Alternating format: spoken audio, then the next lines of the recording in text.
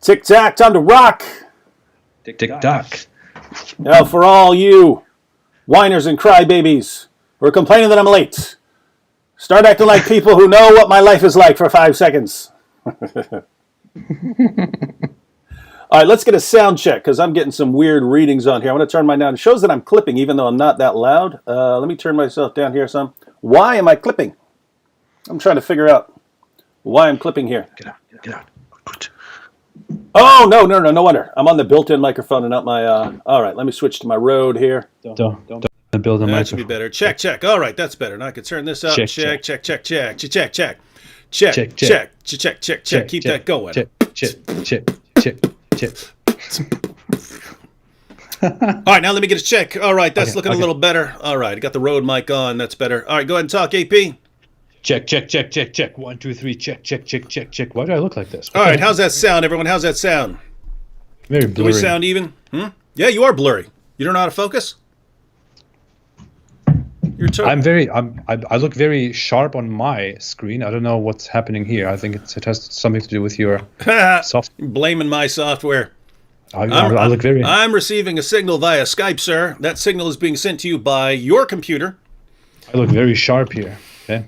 I'm a very sharp person. Oh, hey, you just got clearer for something. So you did something, I did nothing, and you got clearer. So I didn't do anything. Oh yeah, you did nothing. Yeah, I didn't do anything. And nothing created the universe. I'm saying that because someone is asking, "Is this the debate?" No, this is not a debate. If you guys watched our little debate teaser, we're going to do it. We understand that we're YouTubers, right? We understand that we're YouTubers, that we will spend a lot of time working on one video. So that's how we're going to do the debate. I will post a video that will serve as my opening statement.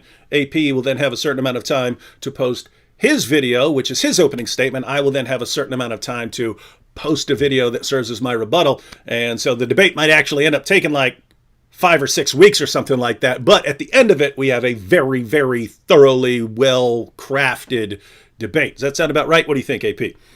That sounds right. In the end, David will say, "Okay, I cannot do this anymore. I am completely destroyed." And he will of course make a video waving a white flag. At the end of it, AP will say, "Thank you, Lord Jesus Christ, for sending all these awesome Christians into my life and showing me how dumb atheism is." Yeah. That's about it. Hey, look at this. Diva Girl Love here says, we haven't even gotten started, but Diva Girl Love, she's one of our favorite Muslims who comes on and is used by the Almighty to expose how silly Islam is.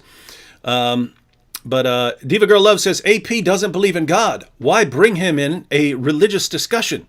Well, if you're talking about this discussion, right now, we're talking about a kind of a political issue and an issue that involves Islam. But he's certainly relevant to the topic we're discussing. Just so everyone knows, we're going to be talking about Mayor Sadiq Khan and his claim that that misogyny should be criminalized, and how these guys, because AP, if you notice this, you have this weird alliance between Muslims and leftists. Islam and the left, and you end up with this hybrid that doesn't realize that it's kind of a walking contradiction. And so you have Muslims who will say things that would agree with their political views, but it makes no sense from their religious perspective. And if they were consistent for even a second, they would shatter their religious views.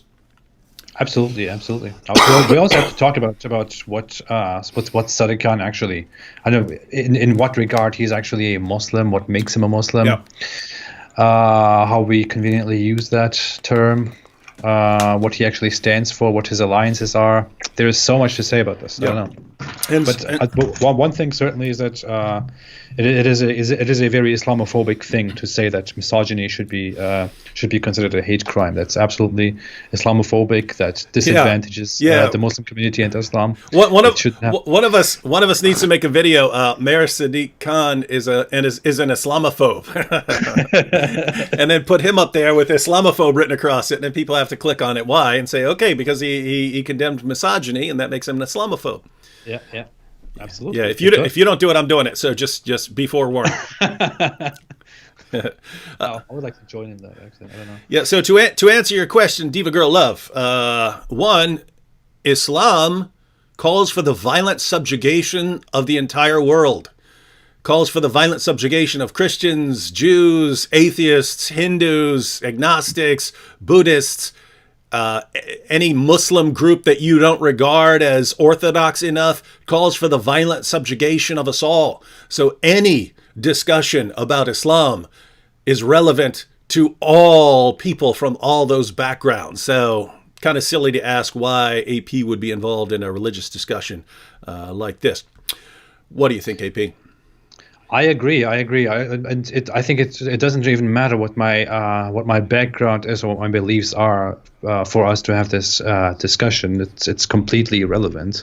Mm-hmm. It doesn't matter at all. We're having a discussion about something that we obviously agree on, and we can have this discussion no matter where we stand. And if we could, of course, I understand that from a Muslim perspective, it doesn't really make sense, because from a Muslim perspective, you just cannot have conversations with people who are different than from you. You cannot have these conversations about specific ideas or beliefs if you believe in something else. Then if two people believe in two different things. I don't know what I'm saying, but yeah, you get the point. You get the point. In Islam, that's not possible, but gladly we both don't belong to Islam, which is why we can gladly come together and have these conversations.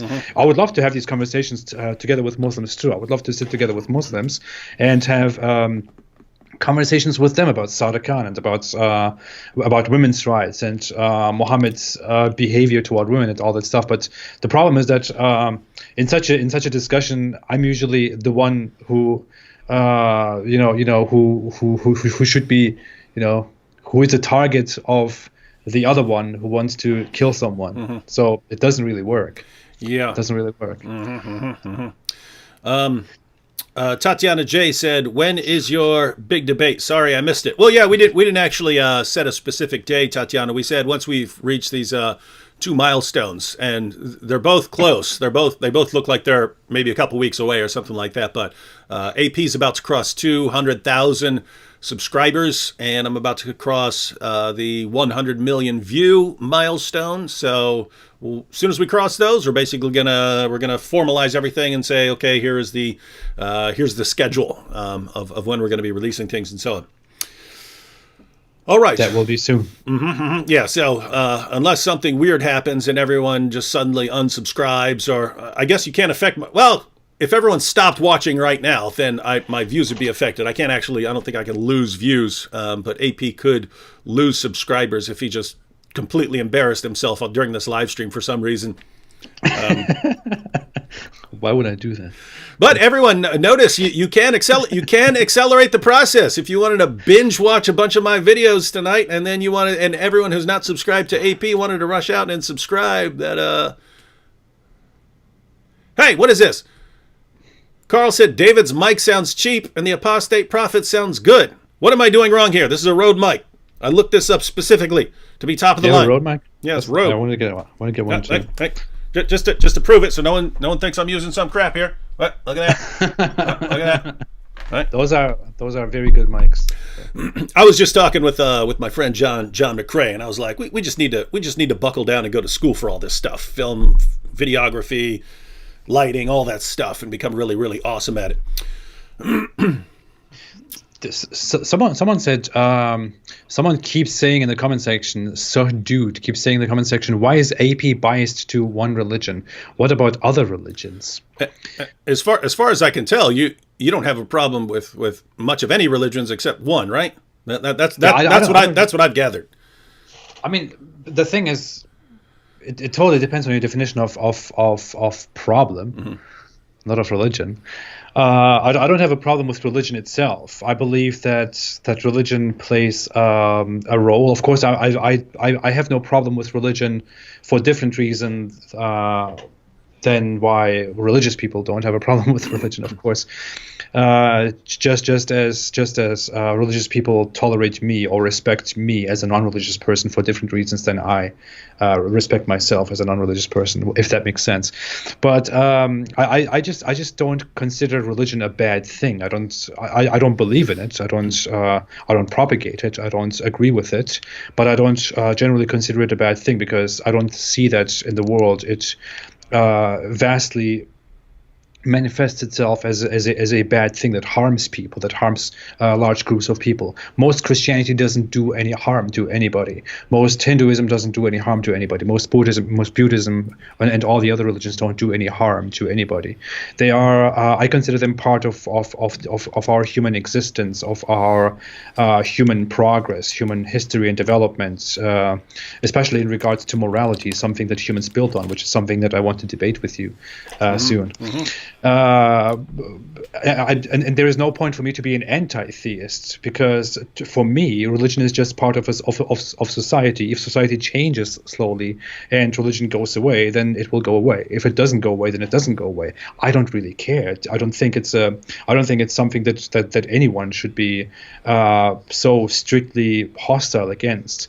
But unless if I were a doomsday anti-theist who wants to go out there and says, oh, religion destroys all of us, religion is killing us, all our problems are because of religion. And that is, of course, a bunch of crap. That's a bunch of nonsense.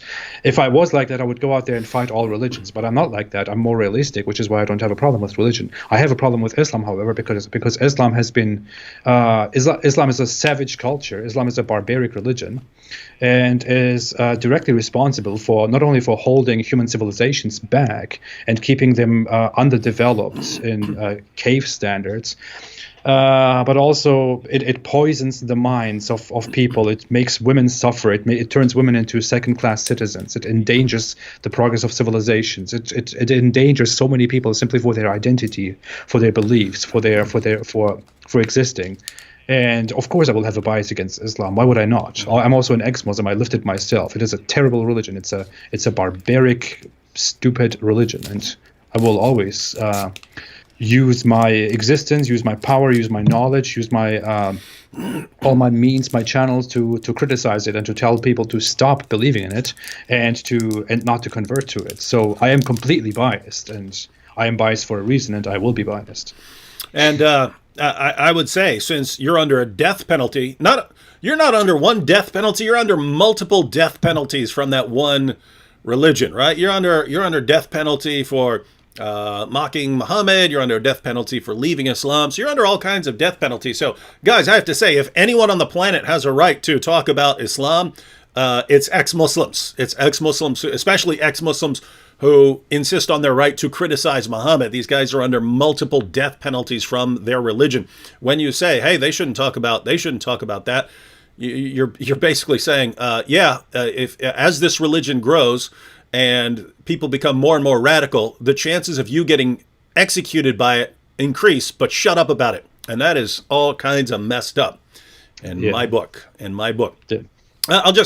Okay. Yeah, just to add to that, I mean, imagine I have a death sentence by default for leaving this religion, and someone comes and asks me why I am biased against Islam. Yeah, what the heck is wrong with you, man? You're so biased against this religion that calls for your head to be chopped off. Yeah. What's wrong with you, man? I don't know. Shame on you. I'm very problematic. Islamophobic bigot. Yeah. Yeah, I just have to, I wanted to sort of reiterate something that AP was talking about right there, right? You can, of course, point to various ideologies and say, oh, look at this bad thing that's been, done by that religion, by adherents of that religion and so on. That's true of atheism too, right? You can point, look at communist Russia and all the people that were killed and stuff like that. You can say, look at Christianity and the Crusades and the wars in Europe and, look at, Hindus fighting Muslims, Muslims fighting Hindus, Christians coming over there, conquering things. You can point to all these things. If you go that route, you also have to look at, positive contributions by those ideologies and so on. And if you were an atheist and you took atheism seriously, right? If you take atheism seriously and nothing really happens after we die, right? Then you'd want to say, oh, you know, what really matters is, you know, we should get along here and, you know, make life as comfortable as possible and do the best we can. But there's nothing, you know, there's nothing really down the road past death for us. Then, you know, you wouldn't care about what people believe necessarily in the same way that a Christian does or that a Muslim does, where, you know, these things have eternal consequences. You would be thinking more in terms of, you know, hey, you know, let's all just, you know, be tolerant and not kill each other and stuff. And other than that, I'm fine. But you know, if you went to the 20th century, that was kind of the general view of atheists, right? That was the general view of atheists. Hey, you know, hey, religion makes you happy. Go ahead, be as religious as you want. I don't care. Just don't come and kill me over it. Don't try to force me into it. You know, stuff like that. Some atheists at some point realized that's not the sort of thing that revs people up enough to become really evangelistic with their atheism. So if you really want to fire people up and get them preaching atheism from the rooftops, you have to convince them all that religion's about to destroy us all. It's going to kill us all. They're going to end science. They're going to ruin everything. And if we don't stop them, they're going to take over politically, and they're going to murder all of us atheists and stuff. And they started going that route, and that got people fired up. And then you ended up with a different kind of atheist. And we see that on the internet, right? You will have atheists watching this live stream who love AP and they love me, right? But then you will have others, no, I can't believe that. I can't believe it. That AP is sitting beside this David Wood guy. It's driving me crazy. Doesn't he know this guy's religious and we have to destroy all religion? Dude, you bought into a lie. But here's the thing. What happens when a religion is a legitimate threat to the entire world? As when we know that a religion is growing and expanding rapidly and is set to become the dominant religion on the entire planet unless something changes. And it calls for the violent subjugation of the entire world and the oppression of women and the subjugation of all non-adherents and so on. Well, there you have to say, okay, this isn't simply a situation of, hey, if it makes you feel okay, then everything's fine. I don't really care.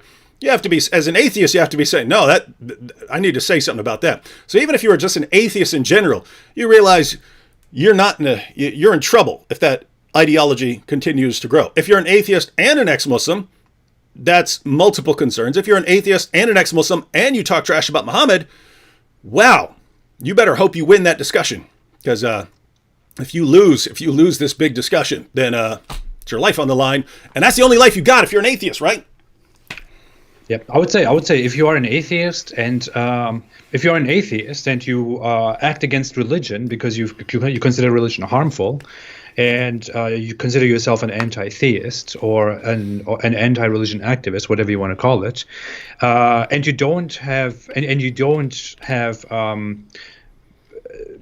don't especially despise Islam out of all religions, then there is something wrong with you. Then you are either ignorant of religions altogether, or you are just intellectually dishonest. It is the most normal thing to do if you are an atheist and if you speak of the harmful sides of religion, to especially be against Islam, because it is just so far apart from all the other religions. All the other religions are, you know, they have, people talk about the obstacles of Christianity and of Hinduism and of this and that. With Islam, we're not talking about little obstacles. We're talking about an existential threat. We're talking about it being illegal to say anything about Islam at all. We're talking about the death penalty for apostasy, about women being turned into second-class citizens who cannot ever ask for anything other than that at all. People are talking about death penalties for women's rights activists, and all that stuff. People are complaining about LGBT rights in the West, for example, and then they're thinking, well, Islam and Christianity are just as bad. I'm sorry, if you're talking about LGBT rights in connection with Christianity, and then you don't have a problem with Islam, or you think Islam is equal to Christianity, then you have no idea what's going on in the world, and you have no idea what has been happening in history. Mm-hmm. You should especially have a problem with Islam, and you should focus on Islam. Do something about it.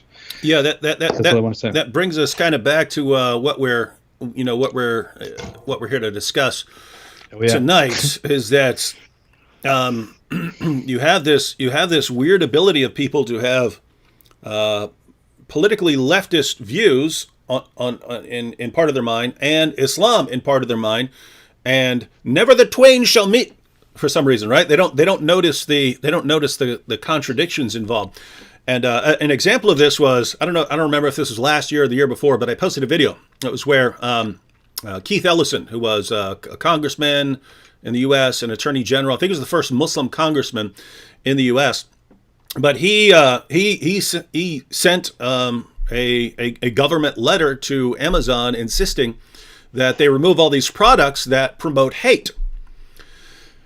And I'm just sitting there thinking, gosh, does it ever occur to you what would happen if they applied your rule consistently? In other words, if they said, okay, fine, any product that says something negative about another group, we have to stop selling it. What's the first product that would have to go?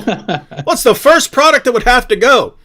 I don't know. Maybe the product that calls Jews and Christians the worst of creatures, Surah 98, verse 6 of the Quran.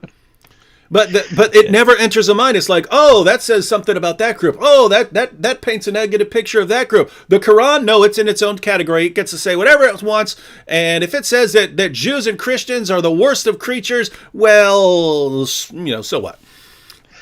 It's just the Quran. It can say whatever it wants. It's just the Quran. And so now we have another example. Let me go ahead. I believe I have the technology to pull this up on my screen. Anything you want to... Oh, wait, hang on. I had this one comment I wanted to address real quick. G. Will said, when is your debate with Matt Dillahunty? You heard of Matt? You heard a debate with Matt Dillahunty? Yeah, you heard of Matt Dillahunty? Yeah, of course. Yeah, so, I was heading down to Texas this coming... Not tomorrow, but this next Sunday. I was going down to debate a Christian pastor who challenged me on my approach to Islam. He doesn't even believe that you should criticize or correct opposing ideologies. All you should be able to do is present a positive case for the gospel.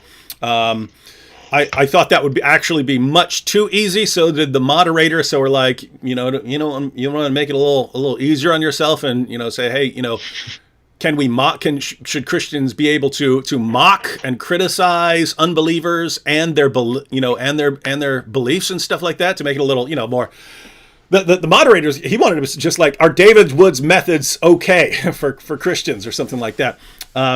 So anyway, I'm heading down there Sunday for that debate in Austin, but that's where Matt Dillahunty lives, and that's where you have the Atheist Society of Austin. So the moderator said, this is very recently. He said, hey, could you want to debate Matt Dillahunty while you're down here? And I go, well, I'm pretty much traveling almost the entire time before that debate. The only thing I could possibly be ready for is a debate on something to do with, God and atheism and morality, because I'm going to be debating the Apostate Prophet on that. And so he said, cool, we'll set up something along those lines. So it's going to be something with secular humanism and God. So anyway, the plus side is you'll get to see a preview of my views before I ever give them an hour more thorough and more detailed debate. So we're going to have like a live streamed. I'm going to have like a live stream debate with Dillahunty. That's nice. That is interesting. Yeah. So you'll get a preview, which is cool because that means I have to figure out. I kind of have my views in my head, but as far as formulating them in argument form, I have to figure that out by next weekend. But yeah, I think I'll meet him later this year. Matt Dillahunty. Yeah. So in other words, people have to formulate their positions as an argument, like William Lane Craig formulates his. If God does not exist, then objective moral values and duties do not exist. Premise 2, objective moral values and duties do exist. Conclusion, therefore, God exists. And so I'm probably not going to formulate mine like that. I think in more kind of Bayesian terms, but the question is, how do you put a Bayesian argument in a format that's easy to understand? Because with Bayesianism, you start talking about intrinsic probability, prior probabilities, and the evidence, and the antecedent probability. I mean, you're talking about all these things, and so posterior probability, and so on, and the likelihood principle and things, and kind of don't want it to be complicated. So I'll have to formulate that by then. But what's cool is, again, AP, you'll be able to see where I'm going with my reasoning ahead of time. You also have to be. You should be a little bit soft with me. I mean, you have a philosophy PhD, right? I don't have anything on philosophy at all. So Just so you know in advance what you're dealing with. Go. Are you serious? I take you more seriously than I would take the vast majority of the last debate I had with an atheist. I didn't prepare at all because he was going out. It was like his first debate. I'm like, I'm not going to prepare for someone, and this is his first debate. Like even if I could crush him, what's the point of crushing a guy? It's his first debate, right? Yeah. You know, if if I don't prepare much and he does well, great. Then he'll keep debating and stuff. If you want to crush him later, you crush him later or something. Yeah. But you, no, you. I know you make good videos and stuff. And so anyway, we're gonna. Michelle Marie said in the super chat, David, you would totally crush Matt Dillahunty. He is the worst debater I've ever heard. I've heard he's actually a good debater. Have you watched his debates? I haven't ever watched. I don't like debates. I don't like watching debates. I haven't watched his debates. No. I just watched a brief debate that he had with Jordan Peterson. I watched like 5 minutes of it. I couldn't take it. I don't know. Guys, what do you think of Matt Dillahunty? I've heard a lot of people say. Matter of fact, I just heard someone. A YouTuber friend of mine said he believes Matt Dillahunty is the best atheist debater. You know who the best atheist debater was? He's dead. That was Christopher Hitchens. Really? You're a Hitchens guy? Yeah, I think it's not a Hitchens guy. I think he was the best in witty, in responding to arguments and in formulating arguments and in shocking his opponent. Mm-hmm. Rather, I think, for example, Sam Harris is I think very very a good intellectual, but when it comes to debates, he's just very predictable. I think. But Christopher Hitchens, I think he was amazing. I really admire that guy. Well, he had a way with words.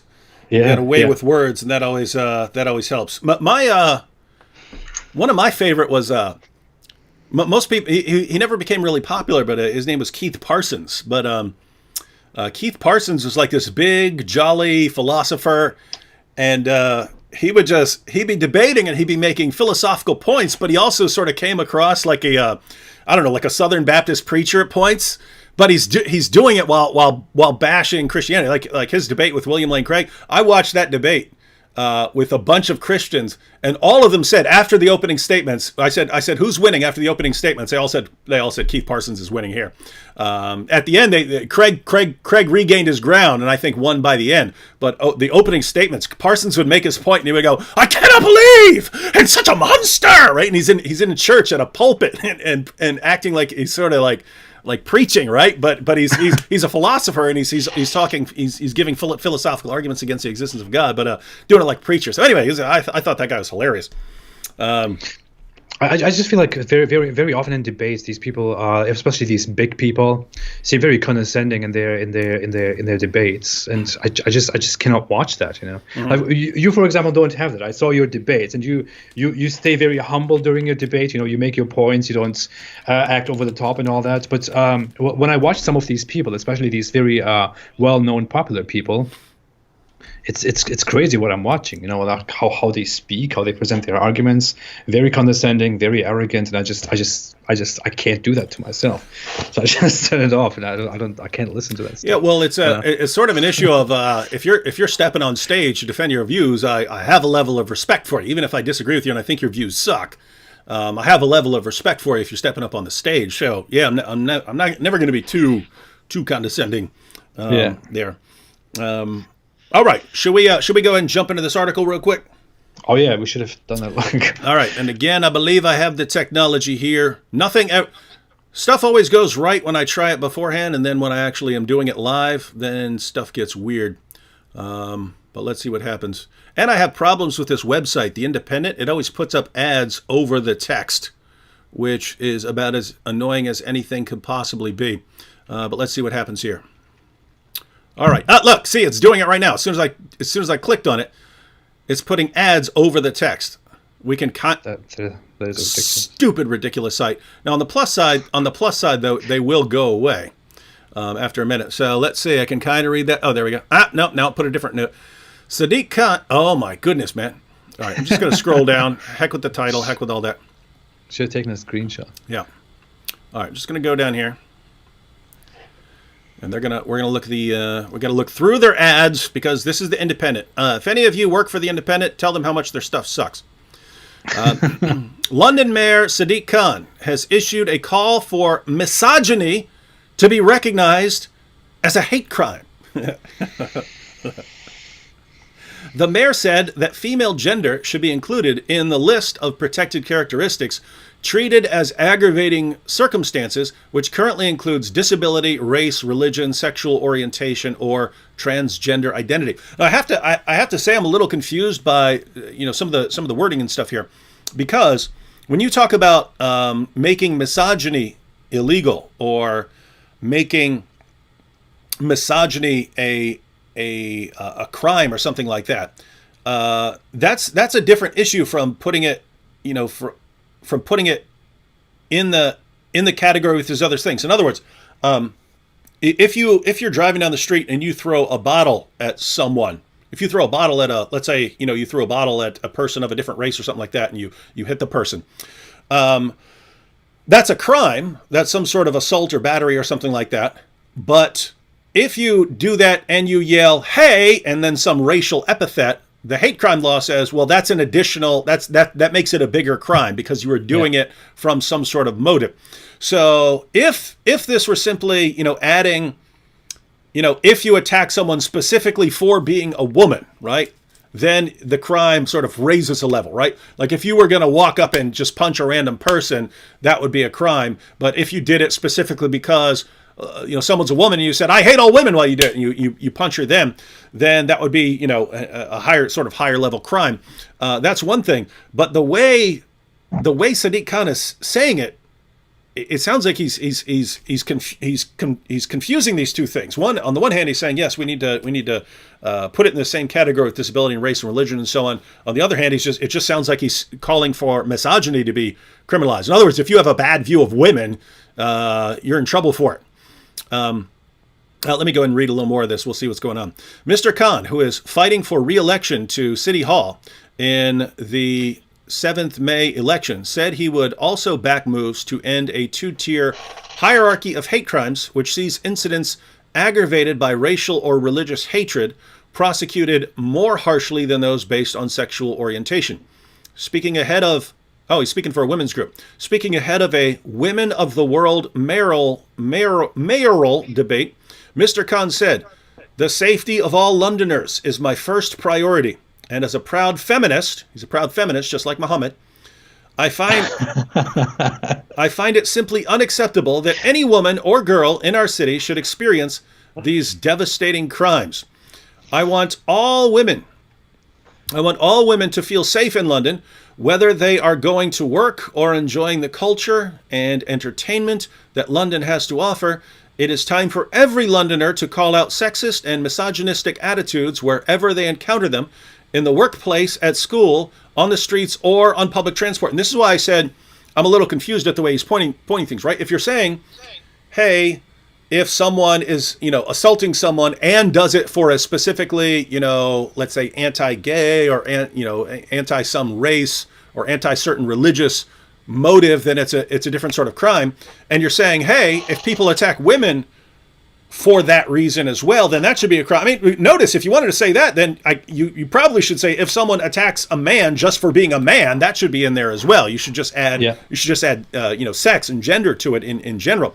But then he'll go on to say, well, like what we read right here, I want all women to feel safe in London, whether they are going to work or enjoying the culture and entertainment that London has to offer. It is time for every Londoner to call out sexist and misogynistic attitudes wherever they encounter them, in the workplace, at school, on the streets, or on public transport. So this is different from saying if someone assaults you, and has a motive of hate because you're a woman, then that's a different kind of crime. Here it's about calling out any sort of misogynistic attitudes wherever they are found.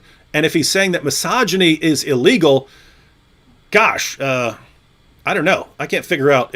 Either he's very sloppy in the way he's communicating this, or it's just, hey, if you have a negative view of women and that could be proved, then you're committing a crime. Well, the thing is, it's very funny because Sadiq Khan is a lawyer. Mm-hmm.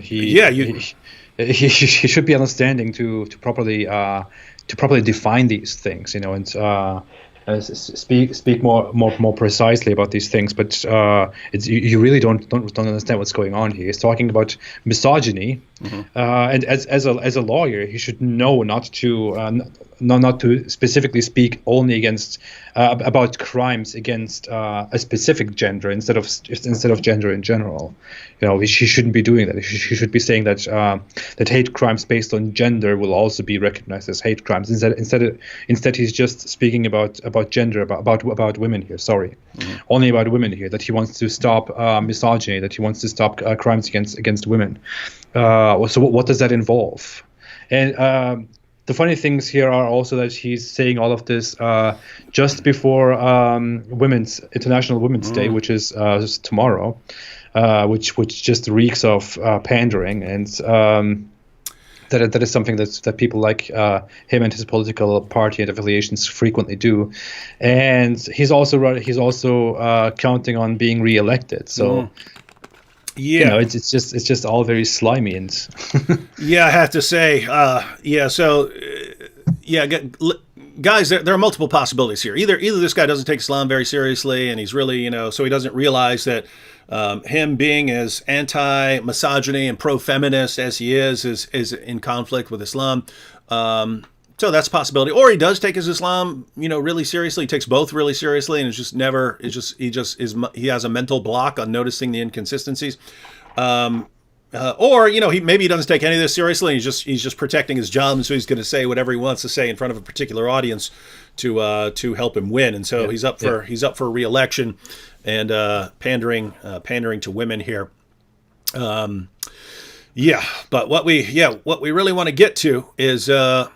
If he did take this seriously and takes his Islam seriously,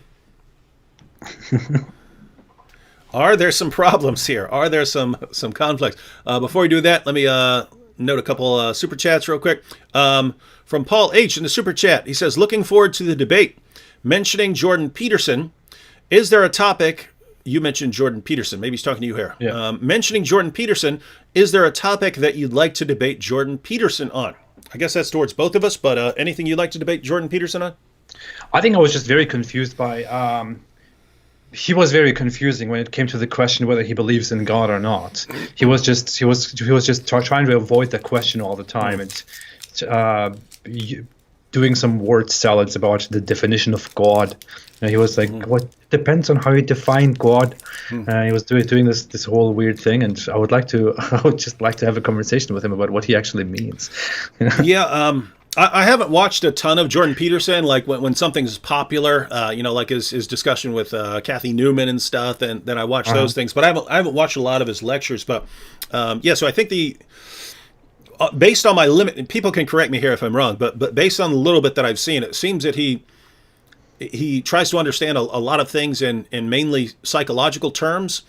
And so if you were to say, I believe in God, whereas God is playing, a certain psychological role in people's lives and minds and so on, and you ask, do I believe in God? I think it would be kind of a hard question for him to answer, because he's not thinking he's not thinking like a philosopher thinks about it in terms of, what's the ontological status of God? Do I believe that being exists or doesn't exist or something like that? So I'm not sure. Yeah, it depends on how you define God. Why are you making fun of it? I don't know. I find it so funny. That guy was interesting. I think he's been having some medical troubles recently, but he was on for the past couple of years. He's been on an all beef diet. Oh yeah. Nothing but beef, water, and salt. It's something his daughter I think figured out and. He was always depressed for much of his life. When we say depressed for as a clinical diagnosis, it's not like when we say, I'm feeling depressed, right? Not feeling bad. Yeah. He was asked what it feels like when you're actually like clinically depressed. He said, imagine everyone you're close to dies all at the same time. That's how it feels all day, every day. And even if there's nothing else that's wrong and stuff, and so so his his daughter started recommending he alter his diet. So he started weeding things out of his diet until he was eating nothing but beef. And then his depression went away. So he was like, okay. And so, and so as hard as we can think of, gosh, how hard would it be to live on one food for the rest of your life? Is apparently it's just nothing compared to dealing with the depression. And so he went with it. But yeah, that might have other impacts down the road. And by the way, there's a reason for that. If something in your brain is causing the depression and eating only one food causes some sort of vitamin deficiency or something like that, sort of affects something to where you don't have that problem anymore. It can work like that, but it can also affect the rest of your body. So yeah, I'm not even sure. Wait, go ahead. There are these two things that people often conflate. They conflate the regular casual meaning that we use and the actual medical meaning. Mm-hmm. One of them is anxiety. The other is depression. And people frequently say stuff like, "Oh, I have anxiety," or I have depression. I feel depressed." And very often, in most cases, when people say "I have anxiety" or "I am depressed," they don't actually mean the medical meaning.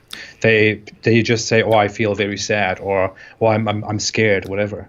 That's what they mean. But that's why many people are not even properly aware of what the medical definition of that actually looks like, and it's really not something to take lightly. It's pretty brutal, pretty messed up. Yeah, apparently it's a lot worse than what most people mean when they say it. Yeah, I have anxiety, so I know what I'm talking about. By the way, just to clear the misconception, I have a lot of respect for Jordan Peterson. I think. Oh yeah, I have a ton. Yeah. Like in terms of people I respect in this world, he's top 20.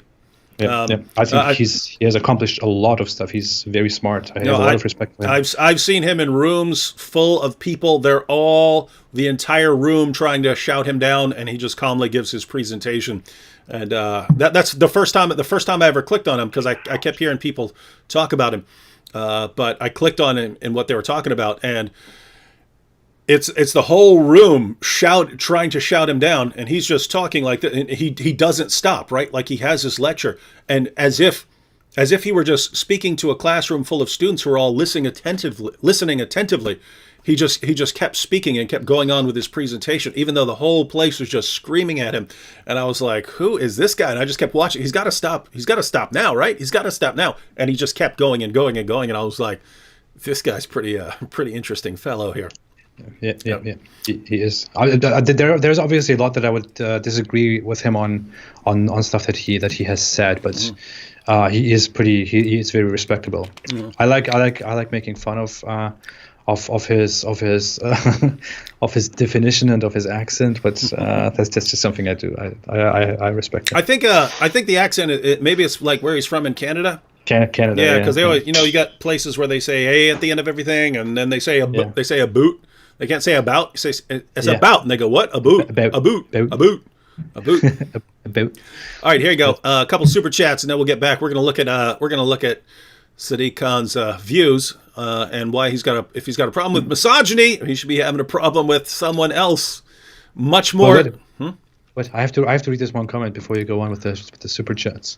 This one comment when you were reading the article, Isaac Marshall said, "The quality of the article is almost as bad as the quality of Sam Shamoun's videos." That's pretty bad. That's pretty bad. Sam's live streams are pure garbage. It's like if you gave a training course on how not to do live streams, you'd basically come up with Sam Shamoun's way of doing live streams. I keep thinking that it must be like a parody of someone trying to make trying to make horrible live streams. But I happen to know Sam, unfortunately, and I happen to know he's dead serious. So it's just wild stuff. Anyway, here's a super chat for you. I don't even know how much you've read. No, you must have read quite a bit of the Bible because you do videos on this. But you might want to think about this more, answer at a different time, or not answer at all. But if in case something pops into your head. AP, which of Jesus' parables resonate with you and why? Any parable actually? I don't think I can ever answer which questions because I cannot list things. I have a disability with listing things, not literally, but pretty much.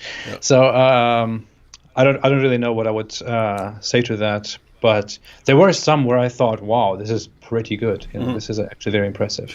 I'm trying to think from a not necessarily a Christian perspective, but from a general humanity perspective, like probably the parable of the Good Samaritan. No. You didn't like the parable of the Good Samaritan, you sicko? I just thought it wasn't that. It didn't stand out for me among the parables, I think. What about the prodigal son? What was that? Oh, the prodigal son? That's where this guy had two sons, and one of them said, "I want the younger one said, I want my inheritance now." And so his dad said, "Okay, so you don't want it when I die. You want it now. Go." And then he goes and squanders it on like prostitutes and everything else. And then he ends up having nothing. He lives in a foreign land and stuff. He has nothing, and he ends up as like caring for pigs and stuff like this. And he says, "Gosh, I'd be better as a servant in my dad's house. I'm ashamed, but I'd be better off in my dad's house, even as a servant." And so he goes back to his dad, and he says, "I'm not worthy to be called your son anymore, and please just take me on as a servant and stuff like that." But his dad is like, no, I've got my son back. I've got my son back. And he sees that his son has changed, and then he invites him back and has this big party for him. So anyway. Yeah. That's funny. That sounds actually very much like a psychology topic, which is very interesting. But I don't know. It sounds impressive. I just don't know. I would have to look into all the parables to say this is the one that I like the most. Andrew Tam says, free speech attacked under the guise of hate crime, but without free speech, truth is hard to find in the midst of falsehood. E.g., whistleblowers of the coronavirus in China were shut down and harassed by police. Then the virus went global. Now, that's true. Did you hear about that? That there were, when they started having a very narrow outbreak of coronavirus, there were people who wanted to warn everybody so that they could quarantine the place and stuff like that, and the government shut them down so as not to create a panic. Meanwhile, you mean in China? Yeah, in China. That sounds like China. Yeah. And in the meantime, it's something like 80% of the people who get the coronavirus have mild symptoms that you would just think was like a flu or an ordinary flu or something like that. It doesn't kill you or anything. And you just have mild symptoms. Those are the ones who are out spreading the disease because they don't even realize they have it. And so the people who were trying to warn everyone actually got in trouble with the government. And then, of course, you got the outbreak, and now apparently millions of people are scheduled to die by next year. Yeah, that's interesting. I've never heard of that. Yeah, but it sounds very much like China.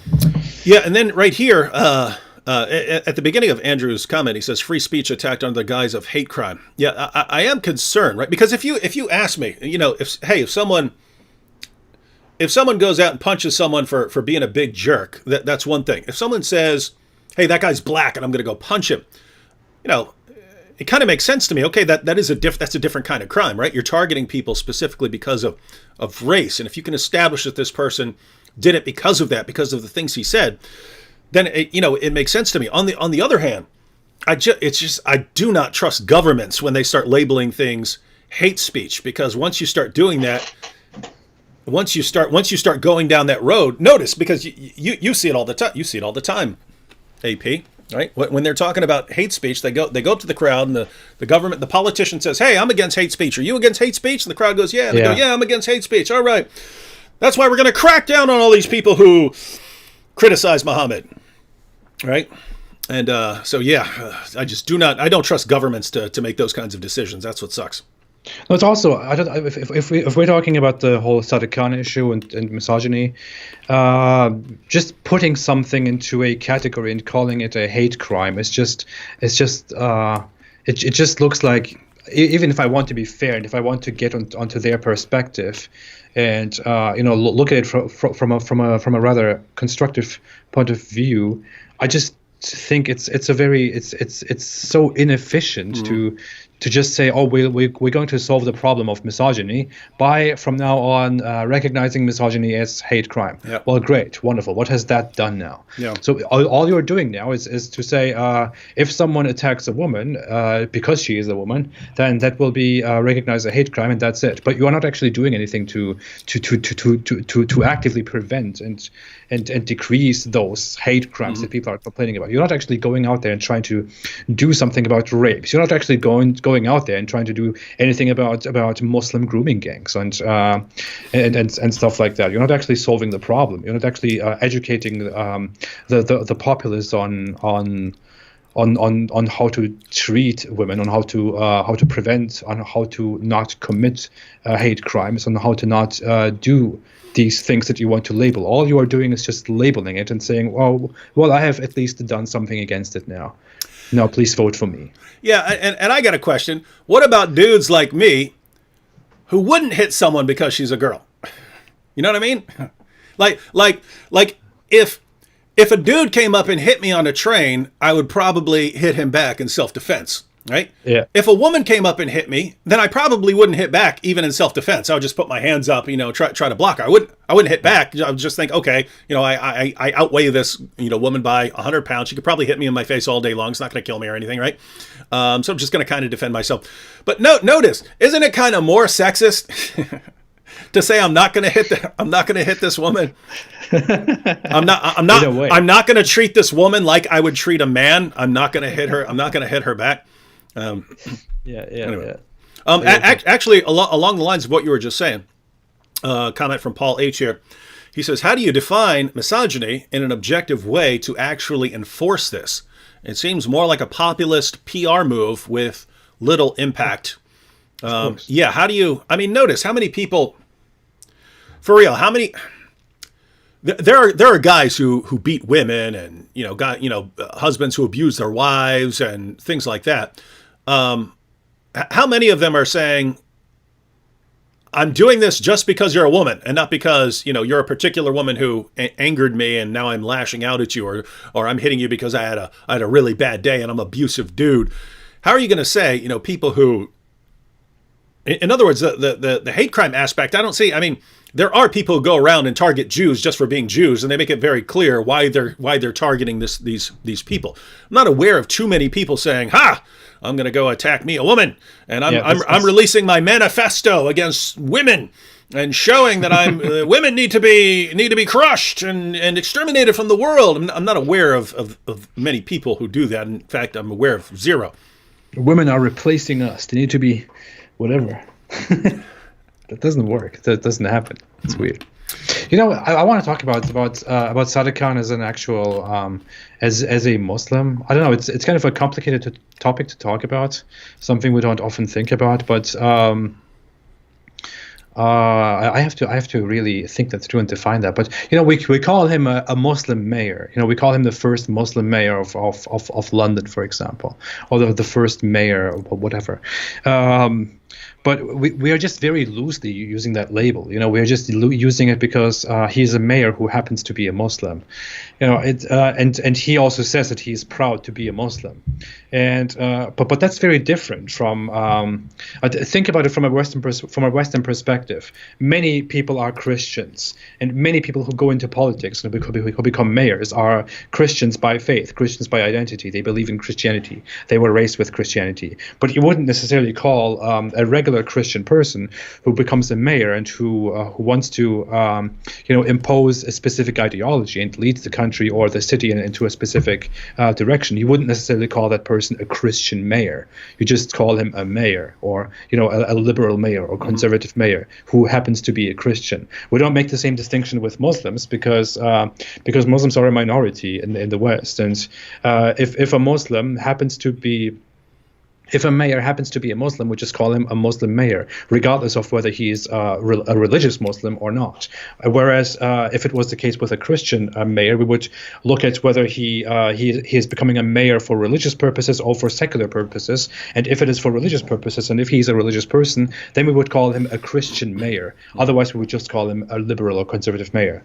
So in that regard, I don't even think that Sadiq Khan is very much a Muslim. He is just a mayor who is a leftist, a social democrat, or is a democratic socialist, who happens to come from a Muslim background, or who happens to believe in Islam. I don't even think that he really practices Islam, that he really understands much of Islam, while he's also trying to defend Islam and Muslims, and trying to be a responsible Muslim mayor. And I think this is just a thing that this is just a problem, a mistake that we are all making all across the political spectrum, by labeling it as that, by being proud of the first Muslim mayor, or by being against the first Muslim mayor, and then completely ignoring the fact that he's actually not really a good Muslim.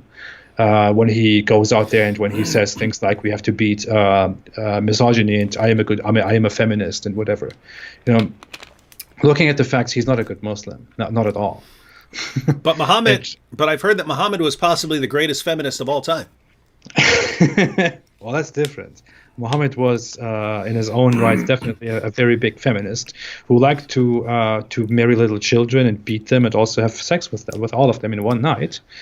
And if they refuse, then the angels will condemn them forever. And that's how Muhammad makes. That's how Muhammad is a feminist in 7th century Arab standards.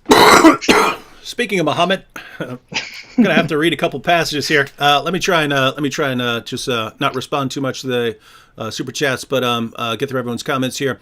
Alpha Crew DC says, Jesus Christ is the only constant in this life. Brothers in Christ, I am from Germany, and the big church push satanic stuff all over Europe. Be the salt of the earth, like Jesus told us to, and pray. Thank you, Alpha Crew DC. I see more. Were they all here at the end? Let me scroll through here. Just trying. I don't want to build up too many super chats to get to later, because then I can never catch up. Mr. 762, AP, I believe that your view of Christianity was grossly distorted by the lenses of Islam. I pray to take the time and dedication needed to find the truth. I'm praying for you, my brother. Actually, AP can comment, of course, but I have to say, in AP's defense, he studies the Bible a lot more than a lot of Christians I've known over the years, and he one of the things he does a lot in his views is point out where Islam gets the Bible wrong and gets Christianity wrong, and he uses this to show that Muhammad didn't know what he was talking about. So he seems to have a pretty good grasp of the differences between what Christianity teaches and what and the Islamic interpretation of Christianity. What do you think? What do you think, AP? Thank you. I appreciate that very much. I try my best to really study Christianity and understand Christianity. I have understood a great deal of it. I'm still understanding it. I care about it very much. I think it is just that I don't believe in Christianity. That's why the viewer, Mr. 762, is saying that I have a distorted view of Christianity, but I don't actually have a distorted or a bad view of Christianity. Mm-hmm. I don't say that. I have never said that. I have. You just don't believe it's true. I just don't believe in it. That's it. I just don't believe in it. There are things that I don't disagree with in Christianity that are social matters, cultural matters. But if I compare religion, I said this before, and I will still say that I think Christianity is my favorite religion. Maybe I'm saying that because I am from the West, because I've always loved Western culture and the Christian influence on Western culture and Christian attitude in general. And especially if I compare Islam to Christianity, or if I compare other religions to Christianity, I find that Christianity is the religion that is the most productive one in the world, and the one that I agree with the most, especially when it comes to the morals and conducts of Christianity. I like Christianity very much. I do. I seriously do. The thing is, I don't. Okay. I don't have a problem with Christianity. The reason I don't believe in Christianity, the reason I don't believe in God, is that I don't believe in God. It's different. I mean, people often, people do this thing. People are born into a religion, and then they believe in God because they believe in Christianity. They are raised with Christianity, and that makes them believe in God. I, on the other hand, wouldn't approach it that way. I would approach it. I would first figure out if I believe in God, and then decide whether I believe in the Christian explanation of God. that's what makes sense to me. Since I don't believe in God, since I don't believe in the existence and explanation and the logic of the existence of God, I also don't believe in Christianity. So I don't have a beef with Christianity. It's just about the belief in God, and of course also in some regards with Christianity. But I wouldn't necessarily go into that very much. I wouldn't like to talk about something that I'm not really an expert about. Mm-hmm, mm-hmm.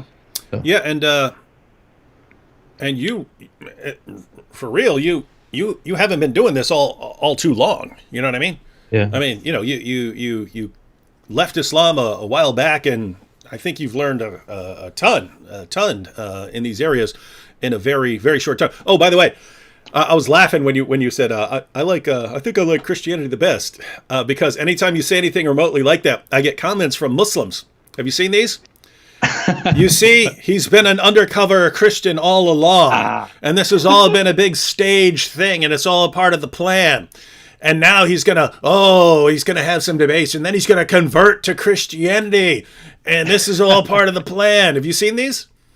I see them. I see them all the time. They make they comment such stuff on my channel on Twitter, and I just think what are you people thinking? Yeah, that is exactly right. Right. When people come up with some like weird, outlandish thing, you're telling me how you think. You're not telling me how I think, because if I'm like, whoa, that's not how I think, you're telling me that's how you think, right? Like when someone comes, oh, you're just doing this for money. I'm thinking, I mean, if you know anything about me, I would go through the streets poor to my death, right, for what I believe. But when you tell me, you must be doing this for money, or you must be doing this for this, you're telling me how you think, because what you're thinking is, if I were doing it, then I would be doing it for this reason, and that's how I think. So here's what's interesting. When Muslims are saying, he's just pretending and he's faking and stuff, you're telling me how you guys think, and you guys are probably the ones who are on, and they do that, right? I'll see Muslims in the comments section, and they'll say, hey, I'm a devout Christian, but I'm having some concerns about my theology. And I'll click on the person's channel, and it's nonstop. Like he's clearly a Muslim based on the entire history of his channel and the videos he posts and stuff like that. But yeah, so I think that deception is so common in Islam. They just assume that everyone is like that, not realizing that some people have better moral standards. And the fact just is, if someone like AP came along and said, hey, I'm actually an undercover Christian, but I'm going to pretend to be an ex-Muslim who becomes an atheist, so then I can have a big conversion. Christians are going to be like, get out of here with that nonsense. We don't want that kind of, we don't want that lies to support our religion. Whereas apparently if you do that in an Islamic context, it's, what a great idea. Let's do that. I don't even understand what the point is. I don't even understand why I would pretend to be an atheist. So you can have this cool story. Yeah, I mean, I guess it's a cooler like you have to one up Nabil Qureshi, right? Like Nabil, he left Islam and became a Christian. You have to know, I'm going to leave Islam and then become an atheist, and then become a Christian. And then the next guy, he's going to have to leave Islam, then become an atheist, then become a Mormon, and then become a Christian. You guys are going to have to keep upping each other with your fake stories. This is some funny stuff here. Yeah. All right, we do need to get plot twist. I'm actually a Jehovah's Witness. We do need to get back to these sources here, but Jay Shai had a quick question. D. Wood, what is your metaphysical view specifically with consciousness? Are you an idealist or a dualist? I'm personally an idealist, like Keith Ward and Bernardo Kastrup. Jay Shai, I don't actually have an official position on a lot of those issues. I think in terms of probabilities, right? Like, okay, here's a view that can't account for consciousness. Here's another view that can't account for consciousness. This view could account for consciousness, but it has these problems. This other view could account for consciousness, but it has these problems. And so kind of weighing them like that. Same way I think about, different views of creation, or different views, like Calvinism and Arminianism and things like that. So, don't have a firm position, but, I might one day. All right. Are we ready to actually look at a couple sources? All right, let's go ahead and look at one. So, what did we have from Mayor Sadiq Khan? Go ahead and summarize for us what Mayor Khan's position is, so then we can see how well it aligns with that of his beloved prophet. Do you want me to summarize? Yeah, go ahead and summarize it real quick for people who tuned in a little late. Oh yeah. Well, the Sadiq Khan, who is the Muslim mayor of London, or who is the mayor of London, who happens to be a Muslim, said that he is really, really fed up with how women are treated in society, with crimes against women, and he happens to have said that especially like a few days before the International Women's Day, and also while seeking a tough re-election. But he said that he's fed up with this, and he wants to have misogyny recognized as a hate crime. He wants it to be recognized as a hate crime to attack women for being women. And he said that, and that we need to be very active about this and do something about this and go legally against this. A little side note right here. Umar Mujahid. These guys crack me up, man. He says, what about Lot sleeping with 2 daughters in Genesis 19:28-38? Umar, you know who Lot is in the Bible? Oh, God. I have to go into that sometime. Yeah, we got to make videos on this because the objections are so stupid, right? Lot in the Quran is a prophet. So they go and they say, oh, look, Lot's not a prophet in the Bible. Lot's Abraham's nephew. And when Lot and Abraham split, Lot decided to go live in a city that was so corrupt and immoral, they would literally gang rape some travelers who would show up, right? They would literally gather outside and gang rape travelers who showed up. This is where Lot chose to raise his family, right? Then you have God raining down fire on Sodom and Gomorrah and things like that. Lot leaves and he ends up in a cave with his daughters. They look around. Guess what? They think the entire world has been destroyed. They think God has destroyed the world and they're what's left, right? His daughters think they need to repopulate the world, right? Because everything's been destroyed. So they know their dad isn't going to do that with them. So they get him drunk and have sex with him. And then they have their children. Those children become 2 of the main enemies of the Jewish tribe. And the takeaway message is, be careful how you raise your family.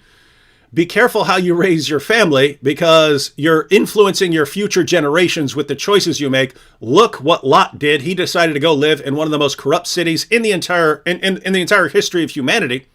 And look at the impact. He ended up creating generations of enemies of the other descendants of Abraham. That's the takeaway message. You go, it's saying that it's promoting incest. Not saying it's promoted incest. The Bible doesn't try to cover up these things. The Bible says all these people, all of them, Abraham, David, they're all sinners in the Bible.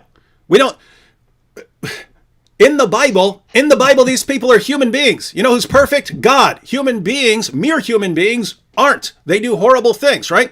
So in the Bible can say human beings did horrible things. It records them. In Islam, you got your prophet doing the most horrible things at all, and it justifies all of them, right? So you're sitting there, what about Lot? Answer me something, Omar. Do you believe anyone has ever committed incest? Do you believe anyone has ever committed incest? If someone has committed incest and bad results have come about from it, do you think that should be recorded as a warning to future generations? I do. If you think it's okay and might be a good idea to put that down as a warning for future generations, why do you think God wouldn't record that? Why do you think that wouldn't be recorded? So is this a good objection? No, but in your mind, it's a slam dunk objection. Why? Because you have the reasoning ability of a 12-year-old permanently, even when you're 50.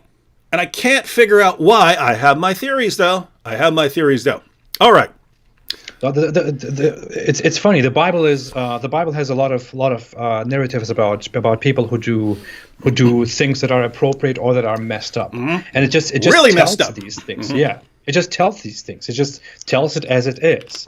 You know, because it happens. The Bible just tells it as it is. The Bible is a collection of vast stories of things that may have happened, and it doesn't say well, go out and take all of these stories as an example and live your life according to this. No, It just records stories. But there comes Islam, there comes Muhammad, who's this ignorant goat herder in the 7th century in this heavily underdeveloped Arabia, which is like a millennium back.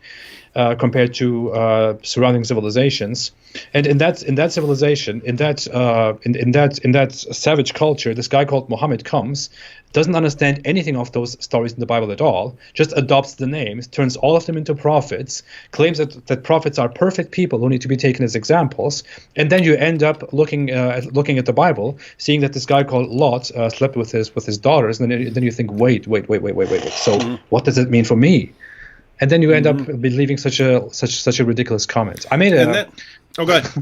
I made a video about this called "The Ignorance of Islam and Muslims," about how Islam distorted everything, and how, as a Muslim, you are completely ignorant of the Bible and of everything else. Please go watch that, whoever you are. And then, for some reason, they stop there and don't even realize, wait a minute, I'm sitting here condemning and mocking the book of Genesis, which my prophet and my God affirmed as the infallible, authoritative word of God and commands Jews to judge by, and I don't even realize the problem here because I am forced to have the reasoning ability of a 12-year-old, because as soon as my reasoning ability rises to the level of a 13-year-old, I would see the problems here. Yeah. All right. Absolutely. All right. So, ladies and gentlemen, I'm going to read Surah 4, verse 34 of the Quran here. Surah 4, verse 34. Now, keep in mind, misogyny, according to Sadiq Khan, Mayor Sadiq Khan, up for re-election, misogyny needs to be called out wherever we find it. Well, he said that. He said that we need to call it out wherever it is found. Well, I found some. I think. Let's go ahead and see. Surah 4, verse 34 of the Quran. Men are in charge of women because Allah has made the one of them to excel the other, and because they spend of their property for the support of women. So men are superior to women because men spend money on women. So good women are obedient, guarding in secret that which Allah has guarded. As for those from whom you fear rebellion, and for real, even more disturbing than the beating part is, as for those from whom you fear rebellion, right? They don't have to actually rebel. It doesn't say as for those who rebel. It's as for those from whom you fear rebellion. Your ability to beat your wife depends on your own feelings. Notice there's no legal justification required. She doesn't have to actually do anything. You simply have to fear it. As for those from whom you fear rebellion, admonish them and banish them to beds apart and scourge them. Let's beat them. Then if they obey you, seek not a way against them. Lo, Allah is ever high, exalted, great. What do you think about this verse, AP? It is definitely a perfect example of what Sadiq Khan vows to fight against and thinks we should be against. It's definitely yeah. It's misogynist. Now, here's what's interesting. Are you familiar with the Muslim attempts to try to explain this in terms of, tapping her with a toothbrush? Oh, yeah. It should be something small like this. Yeah, a little pen, stuff like that. What I wanted to do now, is we're gonna read a Muslim commentary on, and again, I do believe I have the technology to pull this up on the screen. We're gonna go ahead and read the historical background for the revelation of this verse. All right, so here we go. All right. So here's the historical background. Men are in charge of women. Surah 4, verse 34. Said Muqatil, this verse, men are in charge of women, was revealed about Sa'id ibn al-Rabi, who was one of the leaders of the helpers, and his wife Habiba bint Zayd ibn Abi Zuhair, both of whom from the helpers. It happened Saad hit his wife on the face, so he slapped her, because she rebelled against him. Okay, so she rebelled against him, and he hit his wife in the face. And notice we're giving the benefit of the doubt with the slap here. But I believe, I'm trying to think of what source. I think it's Tabari. I think it was a slap because I remember reading. I forget what source it was. It said that the handprint was still on her face when she came to Muhammad. So it happened. Saad hit his wife on the face because she rebelled against him. Then her father went with her to see the Prophet. Allah bless him and give him peace. He said to him, I gave him my daughter in marriage, and he slapped her. Oh yeah, so here you got the slap. The Prophet, Allah bless him and give him peace, said, let her have retaliation against her husband. Now notice, man, this is awesome, right? You've got a husband who's a known wife beater, right? he hits his wife. Her father and her go to Muhammad, and Muhammad said, no, there's going to be retaliation, which means that either she or her father or brother, I guess, would get to slap the crap out of the husband, right? So they think, okay, they went to the Prophet. The Prophet wants some justice, right? So let's go ahead and keep reading here. So the Prophet, Allah bless him and give him peace, said, let her have retaliation against her husband. As she was leaving with her father to execute retaliation, so they're about to go slap the crap out of the husband for slapping her. As she was leaving with her father to execute retaliation, the Prophet, Allah bless him and give him peace, called them and said, come back, Gabriel has come to me.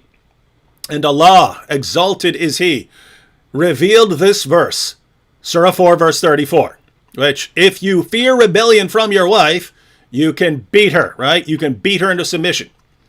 So, reveal this verse. The messenger of Allah, Allah bless him and give him peace, said, we wanted something while Allah wanted something else. And that which Allah wants is good. Retaliation was then suspended, meaning you can't retaliate against the husband for beating his wife. And you can keep going. Wahidi here records multiple versions of this. It's all the same story. So I'm putting them on the screen, right? We're not going to read them all because it would take too long. But I'll put them on the screen in case you want to go back and then pause it and stuff, and you can read it. Or you can just go to Al-Tafsir, Altafsir.com, and you can get the historical background here. All right, so AP, let me tell you. Now this actually happened, supposedly, right? So this woman, her husband slaps the crap out of her. Back! Told you not to disobey me. Told you not to mess up my food, right? Slaps the crap out of her. She goes and complains to her dad. Dad, look what he did to me. Look what he did to me. But her and her dad, devout Muslims. What are we going to do? We got the Prophet in town, ladies. We got the Prophet. The Prophet, well, he has the wisdom of the great God Allah. He has the wisdom of the great God Allah. He'll know exactly what to do. We don't want to rush into things. We don't want to rush into things and do something wrong, right? Because you got guys who'll be like, what? You hit my daughter? I'm gonna go smash your face in or kill you or something, right? You don't want to do that. You don't want to do that. You got the Prophet. He has the wisdom of the great God Allah. So let's go to the Prophet. He'll know what to do. They go to Muhammad. Muhammad says, oh yeah, there's got to be retaliation. There's got to be retaliation. You go hit him back. And like, great, we get justice, and that's the ruling of Muhammad. This dude can't even complain. Right? The husband can't even complain. If you say, I don't think you should hit me back. Too bad Muhammad said it. You disagreeing with Muhammad? Because that'll get your head chopped off. Right? So he's got to accept the punishment. They're heading out for the retaliation, and then Muhammad gets one of his revelations. And he has to say, ladies and gentlemen, I'm getting a revelation from the great God Allah, subhanahu wa ta'ala. And he has shown to me that I wanted one thing, but he wanted something else. I said, I wanted one thing, but he wanted something else. And what he wants is good. And he said, if a man wants to beat his wife, he gets to do it. No retaliation. That's from the great God Allah. That's the revelation, ladies and gentlemen. And notice, this was not some guy gently tapping on a woman's shoulder with a toothbrush. This was a guy slapping the crap out of his wife right in her face. Right? That's the behavior that Allah justified. And he says it in Surah 4, verse 34 of the Quran. You get to do that as a husband because you are superior to the woman. You spend your money on her. Her job, since you spend your money on her, her job is to obey you. So if you even fear that she might disobey you, you can smack and beat her until she obeys you. Now, the wording here is also the verse clearly says that a woman has to be obedient to the husband. The woman has to be obedient to the husband. Listen to what the husband says. Be obedient. Be serve the husband. Mm-hmm. And some translations might say that if you fear rebellion from your wife, then you should advise them and finally beat them. But what the word actually refers to is just ill conduct. So it just if you only fear that your wife might misbehave against you, then you should warn her. And the second time you should separate in bed, and the third time just smack her. It's that's it. If she misbehaves, if a wife misbehaves, that's it. So, that's so anyway. So AP, if Mayor Sadiq Khan is telling us, inviting us to call out misogyny wherever it's found, to point it out, to draw attention to it, so that we can arrest those who are responsible. You think we found some misogyny here? I think we have found one directly in the Quran. Alhamdulillah, it's directly in the holy book of Allah, the great God. And by the way, notice what we did here, ladies and gentlemen, because you Muslims who are watching, and I know you're watching. I see you over there. I see you all over the place. Of course they are. I see you all in there. Here's what happens, and we know because we've been through this a trillion times, right? What did we do?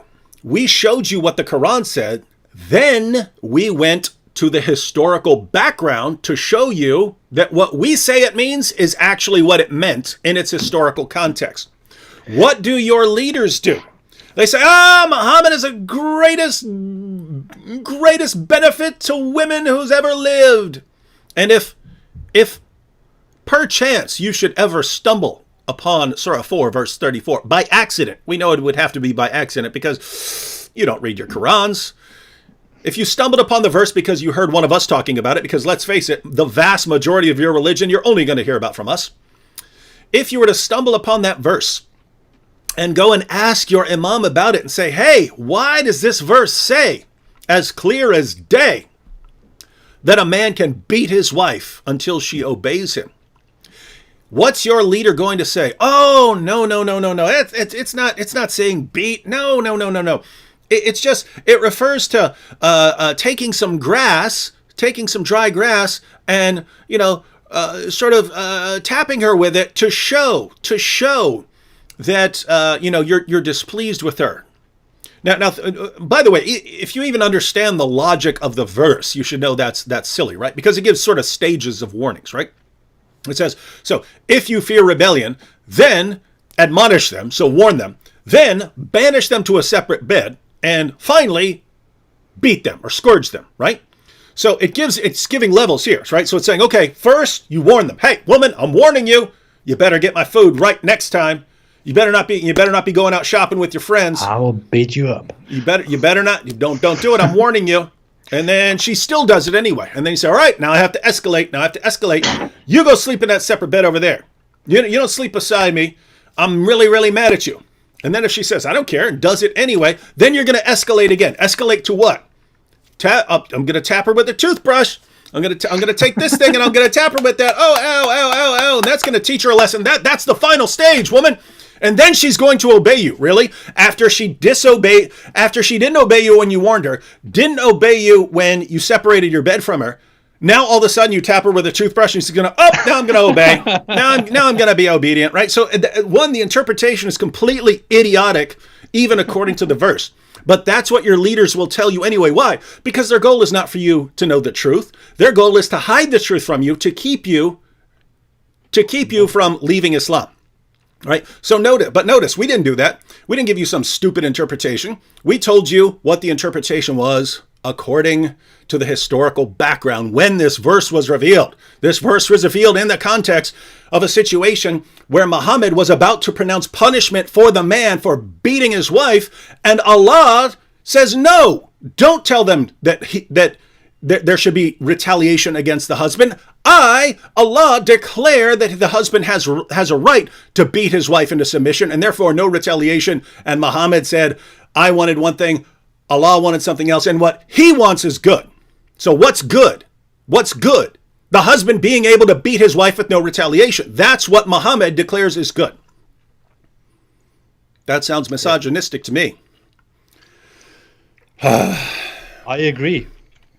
No, really, seriously, it needs to be said. What David is telling you, especially Muslim listeners, people, Muslims who listen here, or anyone else. should really grasp what's going on here. Of course, we are making comments, we're making remarks here, we're saying what we think about it as it should be, as anyone else can as well. But what we are doing here is not to distort anything or to show you our interpretation. What we're doing here is directly to look at an Islamic source, the most fundamental Islamic sources, and read them. Read the most fundamental Islamic interpretations, the traditionalist view, because that's where historically Islam came from. We take that and present it to you directly, read it to you, and tell you what it says, directly what it says, without any distortion, any interpretation, anything at all. We only make some comments that we are supposed to make here, and see what's happening. There are currently over 1,000 people watching, directly saying that the Quran is preaches complete misogyny, that a regular Muslim who lives in the West today would have problems with if they simply looked at the book, which is why they need their scholars, which is why they need their imams to interpret the Quran for them, which is why they need to go to their mosque imams to ask them what the Quran says. Because if they just open the Quran and look at what we are reading here, if they just look at the letters directly, what it says, they would be terrified by it, and they wouldn't know what to say and what to think about it, and then they would either become extremists, like some people choose to become, or they would leave Islam and join me and maybe call themselves Apostate Prophet or Apostate Pants or whatever, and start criticizing Islam and showing the truth to others, just like we do here. So really, this is what's happening here. We're only merely mirroring what Islamic sources say, and what Islamic sources say are terrible. But AP, we don't want people to think that was the only sources we had. Oh no, of course not. I got one more. Now, keep in mind, ladies and gentlemen, there are a bunch of sources on wife beating in the Muslim sources, about men beating their wives, Umar beating his wife, Muhammad beating Aisha, Abu Bakr beating Aisha. Everyone is beating up Aisha. So everyone's beating up on the women in the Muslim sources. No time to go through all of those. I did want to look at one, just because you might think, well, on the one hand, the Muslim leaders, they want to say, oh, it just referred to tapping with a toothbrush. We've already seen, no, in context, the guy was able to slap the crap out of his wife. So we know he was allowed to do that, and that there was to be no retaliation for that. But is that all he was allowed to do according to Islam? No. As it turns out, you could actually beat your wife much more severely than that. So let's go ahead and we're going to read one more passage. This one's from Sahih al-Bukhari. All right, y'all ready? We're going to take a look at Sahih al-Bukhari. If you want to learn a good passage, here's a good one. So this is Sahih al-Bukhari 58:25. Let's go ahead and read this. Narrated Ikramah. Rifa divorced his wife. So this guy named Rifa divorced his wife. And then another guy, Abdurrahman, is marrying her, right? So Rifa divorced his wife, whereupon Abdurrahman married her. Aisha said that the lady came wearing a green veil and complained to Aisha of her husband, and showed her a green spot on her skin caused by beating. So her new husband, Abdurrahman, beat her until she had a green spot on her skin. Right? How big is this spot? You're about to find out. It was the habit of ladies to support each other. Why do the ladies need to support each other when they're protected by Muhammad? Why are the ladies supporting each other when they have Allah and the Quran and the Prophet to promote their equality with men? Huh? Why are the ladies sitting there running around trying to defend each other? Well, we've already seen. Up on Muhammad. Yeah, as we've already seen, the men are beating their wives and slapping the taste out of their mouth, right? And that's perfectly fine with Allah and Muhammad. All right. So it was the habit of the ladies to support each other. So when Allah's messenger came, Aisha said, watch what Aisha says here, I have not seen any woman suffering as much as the believing women. Look, her skin is greener than her clothes. If you want to know anything about the status and role of women in Islam, just look at that. Just look at what Aisha said right there. One, I have not seen any woman suffering as much as the believing women. Aisha knew pagan women. Aisha knew Jewish women. And Aisha said, I have not seen any woman suffering as much as the believing women, the Muslim women. What is Aisha, the mother of the faithful, Muhammad's child bride, who saw Islam implemented from the Prophet himself? What does she say about what she witnessed in Mecca and Medina? She said that Muslim women were treated worse than pagan women and were treated worse than Jewish women. They were treated worse than any women she's ever seen.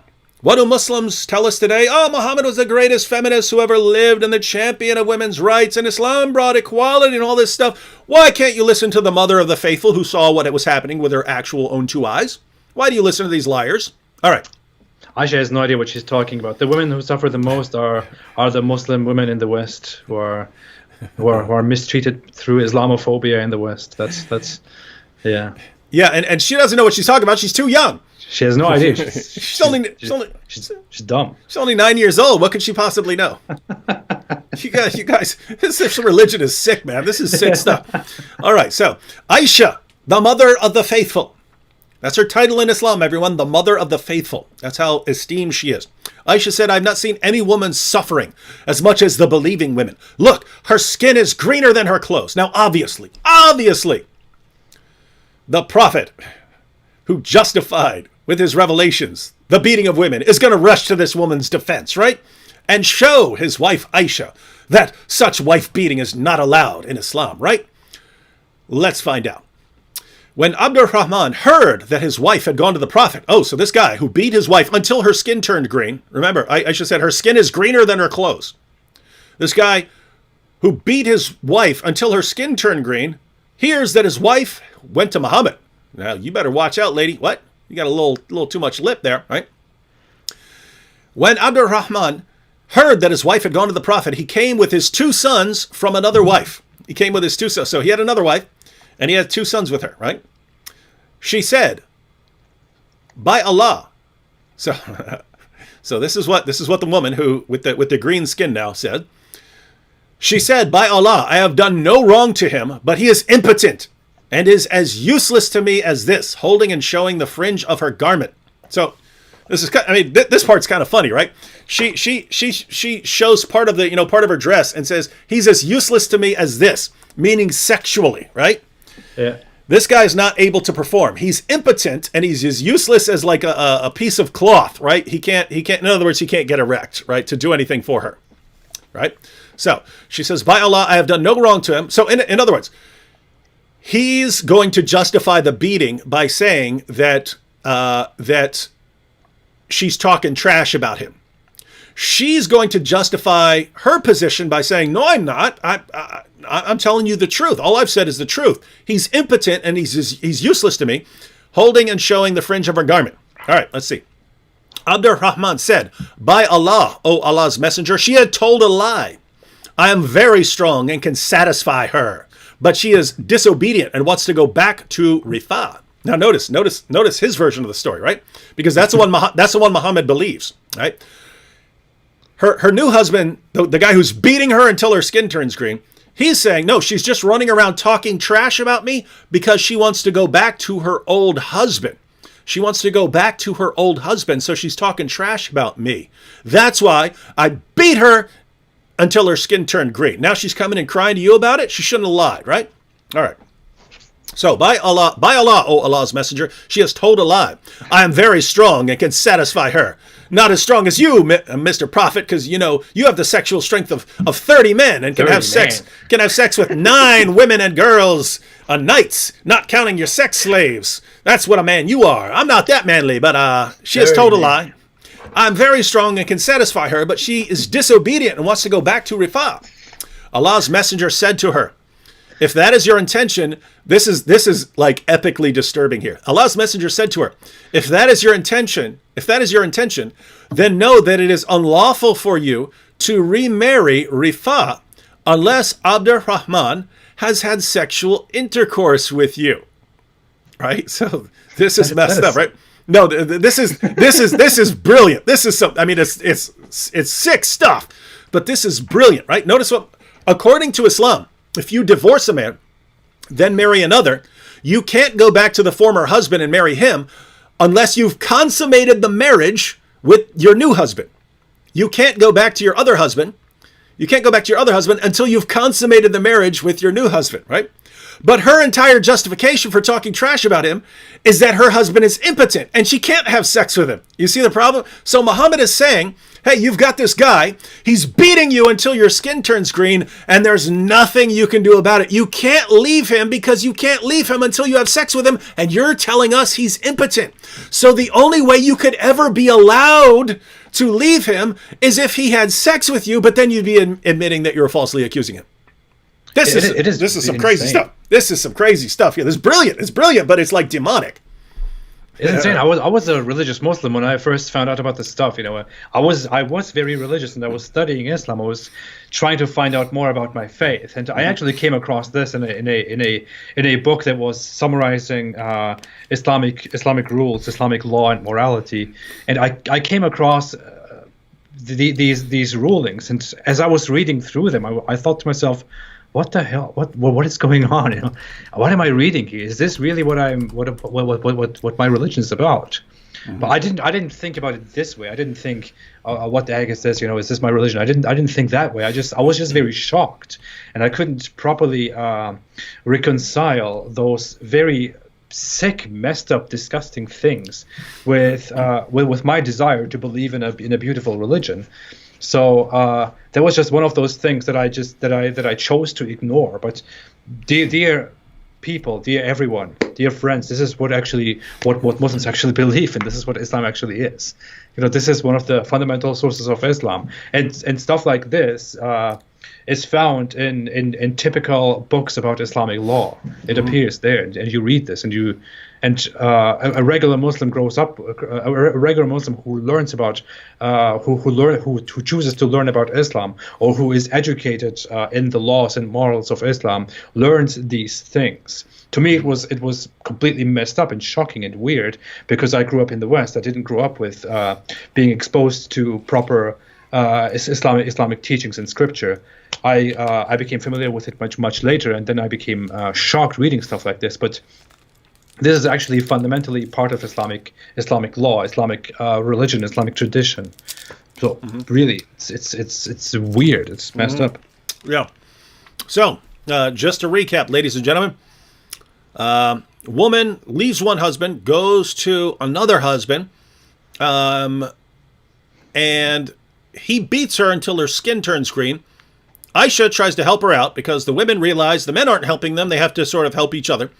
So if anyone can get this woman help, it's Aisha, because she can go directly to Muhammad, who has an open channel to the great God Allah via the angel Gabriel, right? So we can get some wisdom here, right? What does Aisha say? That she hasn't seen any woman suffering as much as Muslim women. Muslim women had it worse than any other women than Aisha had ever encountered. That's not according to us. That's according to Aisha, the mother of the faithful. The woman's skin was greener than her clothes, the green veil she was wearing. All right, so her husband comes along, and so she's pointing out, yep, he's impotent. I haven't done anything wrong. I just told everyone he's impotent, and he beat me for it. Why should he be mad at me? He's the one. I'm the one who should be mad. He's impotent, right? He says, no, I'm not impotent. I'm very strong and can satisfy her. She just wants to go back to her old husband, so she's complaining about me.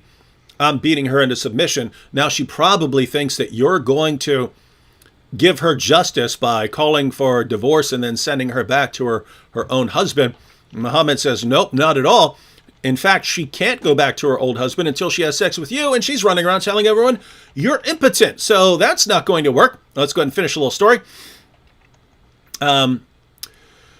So I'll go ahead and read that last part again. If that is your intention, then know that it is unlawful for you to remarry Rifa unless Abdurrahman has had sexual intercourse with you. Then the Prophet saw two boys. Remember, Abdurrahman showed up with two boys from another wife. Then the Prophet saw two boys with Abdurrahman and asked him, are these your sons? On that, Abdurrahman said, yes. The Prophet said, you claim what you claim, i.e., that he is impotent. So he's talking to the wife now. The Prophet said, you claim what you claim, i.e., that he is impotent, but by Allah, these boys resemble him as a crow resembles a crow.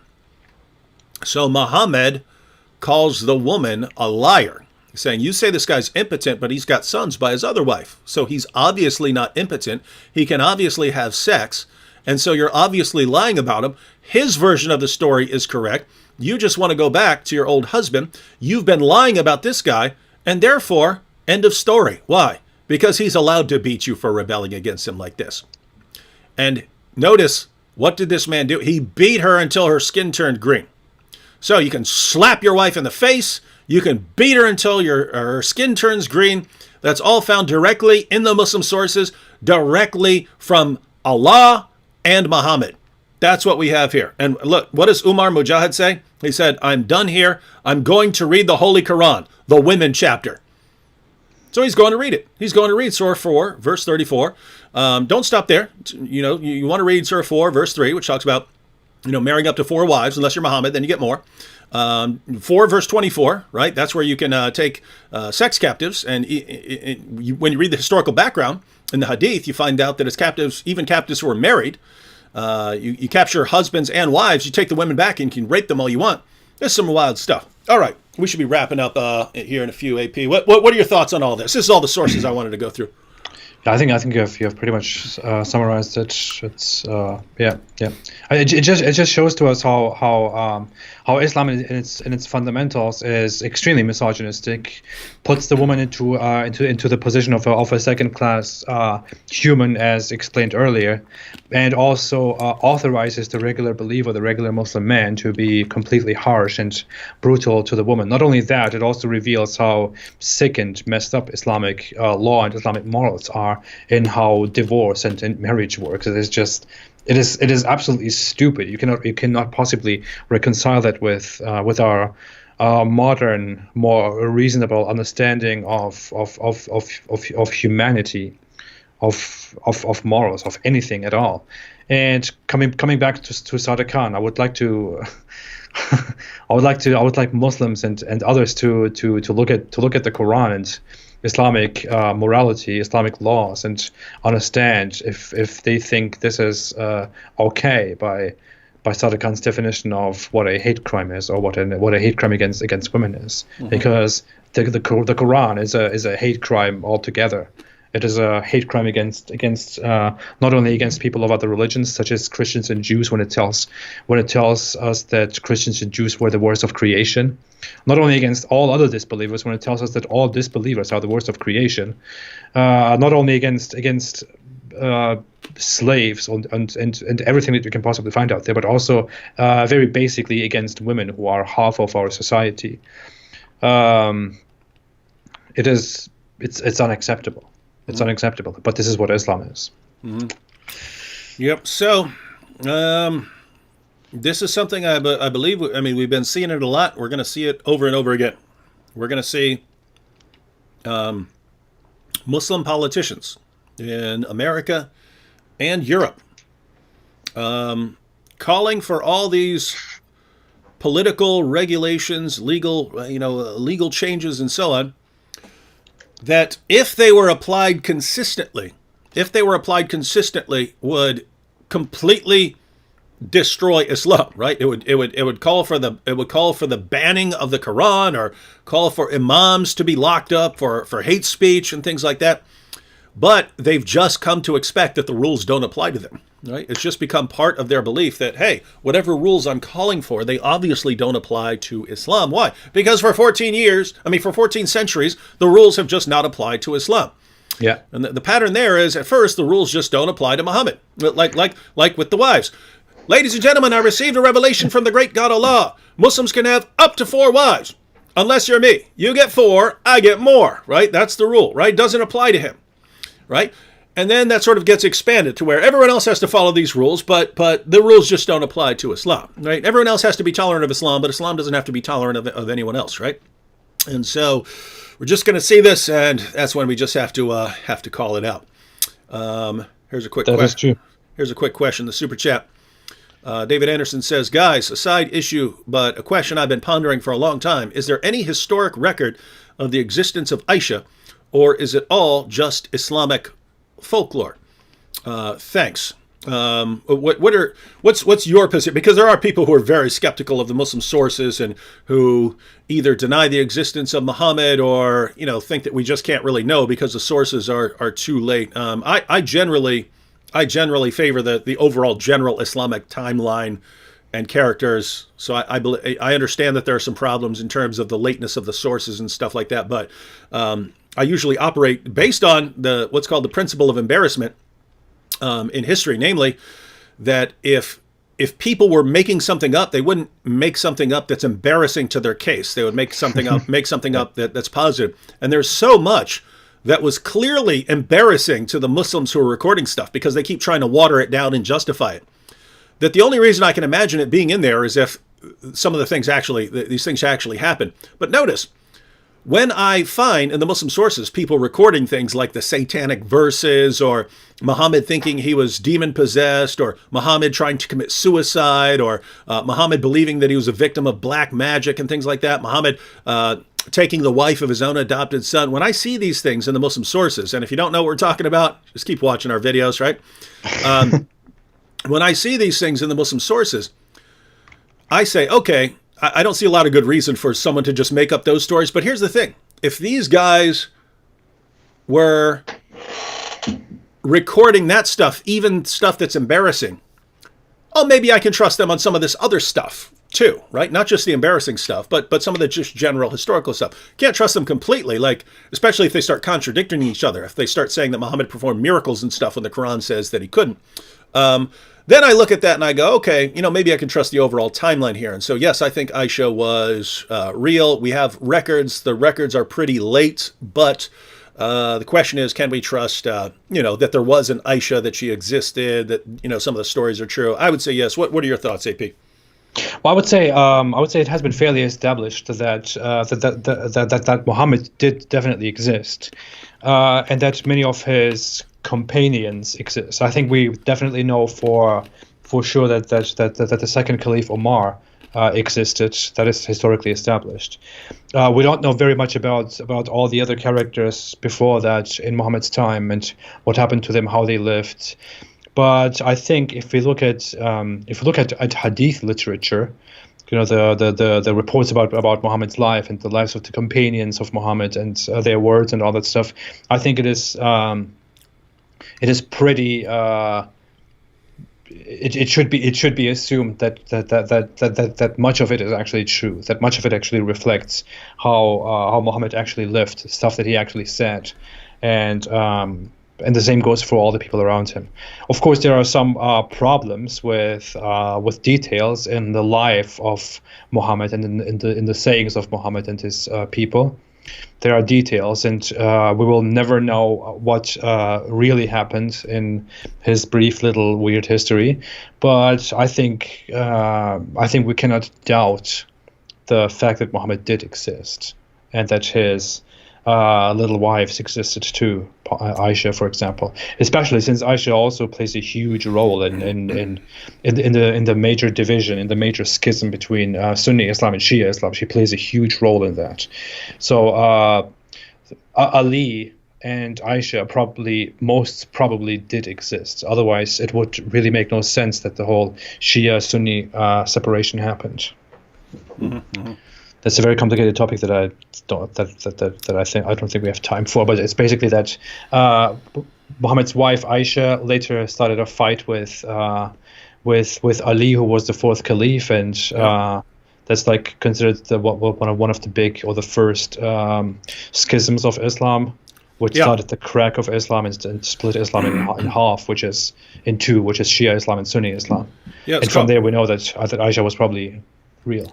Yeah, it's called the Battle of the Camel, right? Yeah, and so Aisha marched her army out, and the issue was over over disagreement in the way the murder of Uthman was handled, and so she didn't think that Ali handled it appropriately. Marched an army out against him, and I think the estimate is that about 10,000 Muslims died, and there were Muslims on both sides of this battle who had fought alongside Muhammad at the Battle of Khaybar, and they were sitting there killing each other. And why were all these Muslims slaughtering each other in the name of Allah, right? I mean, think, you had one army under Aisha, the mother of the faithful. You had another army under Ali, whose title, according to Muhammad, was the commander of the faithful. It's ridiculous. So the leader, the mother of the faithful and the commander of the faithful are marching armies about each other, and they're all slaughtering each other, right? This is why Islam is as violent as a religion can possibly be without immediately destroying itself, right? If Islam were even slightly more violent, it would have annihilated itself right there, right? But it came close, right? The Muslims were all slaughtering each other, but they didn't completely wipe themselves out. If it were any more violent, they would have annihilated themselves right there. Yep. So I want to respond to this genius in the comment section. There's a Muslim. Oh, cool. Muslim said somewhere earlier, tell that incestuous creature on the right, he means me, probably because my parents were cousins. Well, no.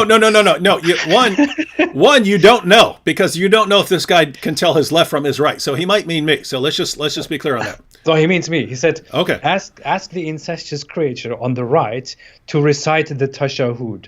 The tashahhud is an Islamic prayer that you recite during the day, that you recite during your 5 daily prayers. Mm-hmm. And it's a declaration of faith. But I'm really wondering, like, when Muslims say stuff like this to defend Islam, mm-hmm. and attack ex-Muslims like me and say stuff like, tell him to recite this or recite that. What exactly are they aiming for? What exactly is the point? You can't do it, and this proves that you are never really an ex-Muslim, and so you're never really a Muslim. And this proves yet again that no one ever really leaves Islam. No one has ever left Islam in the history of humanity, and that's the delusional bubble we want to live in. Where will we go? Until where will we go? What if I can recite the tashahhud? What will we do next? Do I have to recite something else, and then something else, and then something else? So what happens? What if I can't answer this question? What if this person made this huge challenge and said, ask him to recite the tashahhud? And what if I can actually do that? What if I can actually recite that? What happens then? Then you're a filthy kafir who was never a Muslim, but who memorized it just to deceive people and make them think that you were a Muslim. Okay, Muslim. Let me demonstrate. I don't know if I've fully memorized it. It's been a long time, but I'll try to do my best. It is التحيات لله والصلوات والطيبات السلام عليك أيها النبي ورحمة الله وبركاته السلام علينا وعلى عباد الله الصالحين أشهد أن لا إله إلا الله وأشهد أن محمدا عبده ورسوله. Dear Muslim, here you have it. What do you think? Do you think I'm a fake ex-Muslim? Fake. Do you think I was never a real Muslim to begin with? What's next? What's next? What do you want next from me? Will you now become an ex-Muslim like me? These people. Oh yeah. Gotta love it. Gotta love the religion that produces this. Look at this. Here's another one. This is from Islam is Peace. He's responding to Andrew Martin, asking why he is limited to only 60, a comment every 60 seconds. He said, so only members can send messages unlimited here. Money is all those people need, right? Money equals source of evil. You guys are deceivers. Evil. Apostate Prophet, Act 17 apologetic. Wow, money equals source of evil. Now notice all this was based on, there's a 60-second limit, right, between people posting comments. Yeah. But apparently it doesn't apply to channel members, which I just found out in my last live stream. Now notice, I didn't make that rule. I didn't make it a rule that channel members can the time limits don't apply to channel members. YouTube did that. You're sitting there. It's all money. YouTube did that. That's a YouTube rule. I didn't do that. I have no idea how to do that. So notice, wow. Yeah. But gosh, man. If money equals evil. Money does equal evil. If money equals evil. Muhammad was taking 1/5 of the booty. Whoa. What are we hearing here? I don't know what's going on, man. I don't know what's going on. Earlier when you were showing the text, people probably couldn't read it. They were probably distracted by my dog who was up here. Yeah, I saw someone, I forget where the comment was, but someone was asking, Yeah, someone was commenting on Muhammad on dogs. Yeah. Yeah, your dog. Come here.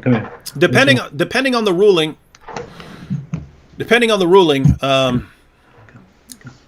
Your dog would either have to die, or you could keep it outside as a hunting dog or as a guard dog outside, but not a dog that you like hang out with in your house. That would have to die. Look, this guy here. This guy. You see him? This guy. He's much better than Muhammad. Hey, I'm gonna call that dog. I'm gonna call that dog AP, but not for Apostate Prophet, for a angel protector. Right? He's protecting you from the angels, protecting you from the angel Gabriel. Because remember, Muslims, an angel will not enter a house in which there's a dog or a picture. Yeah. And then, so if you ever want to protect yourself from an angel, you just you get a dog or a picture, and you're totally safe because they won't come near you. He protects me from angels. He doesn't let those dumb angels into the house. He knows exactly what he's doing. That's what he's here for.